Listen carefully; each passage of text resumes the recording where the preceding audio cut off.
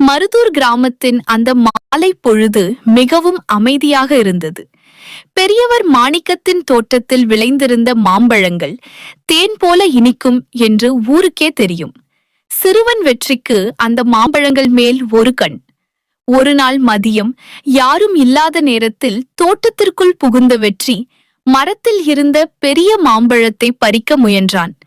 பதற்றத்தில் அவன் எரிந்த கல் மாம்பழத்திற்கு பதில் அங்கிருந்த விலை உயர்ந்த மண் பூந்தொட்டியில் பட்டு அது சுக்கு நூறாக உடைந்தது.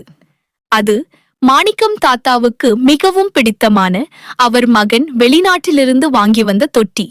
சத்தம் கேட்டு யாரோ வருவது போல் தெரியவே பயந்து போன வெற்றி அங்கிருந்து தப்பித்து ஓடிவிட்டான். அன்று மாலை ஊர் மந்தையில் மாணிக்கம் தாத்தா வருத்தத்துடன் அமர்ந்திருந்தார். யாரோ தெரியல, அந்த தொட்டிய உடைச்சிட்டாங்க. உடைஞ்சது கூட வருத்தமில்லை, ஆனா செஞ்சது யாருன்னு வந்து சொல்லியிருக்கலாமே என்று புலம்பினார். வெற்றியின் அப்பா, யாருன்னு தெரிஞ்சா சொல்லுங்க ஐயா, கண்டிப்பா தண்டனை கொடுக்கணும் என்றார். இதை கேட்டுக்கொண்டிருந்த வெற்றிக்கு தொண்டை அடைத்தது. நான் இல்லைன்னு சொல்லிடலாமா? யாராவது பார்த்திருப்பாங்களோ என்ற கேள்விகள் அவன் தூக்கத்தை கெடுத்தன. பொய் சொல்ல நினைத்த ஒவ்வொரு முறையும் அவனது இதயம் வேகமாக துடித்தது. மறுநாள் காலை வெற்றி நேராக மாணிக்கம் தாத்தாவின் வீட்டுக்கு சென்றான். அவன் கால்கள் நடுங்கின. ஆனாலும் உண்மையை சொல்ல வேண்டும் என்ற உறுதி அவனிடம் இருந்தது. தாத்தா, அந்த தொட்டிய உடைச்சது நான் தான்.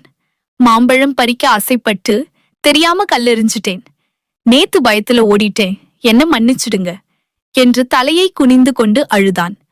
அவன் அப்பா அங்கே வந்து கோபப்பட முயன்ற போது மாணிக்கம் தாத்தா அவரை தடுத்தார். தாத்தா மெல்லச் சிரித்தார். தம்பி, தொட்டி உடைஞ்சதை விட நீ உண்மையை சொல்லாம மறைச்சிருந்தாதான் எனக்கு வருத்தமா இருந்திருக்கும். தப்பு பண்றது மனுஷ இயல்பு. ஆனா அத மறைக்காம ஒப்புக்கறதுக்கு ஒரு தனி தைரியம் வேணும். அந்த தைரியம் உன்கிட்ட இருக்கு என்றார்.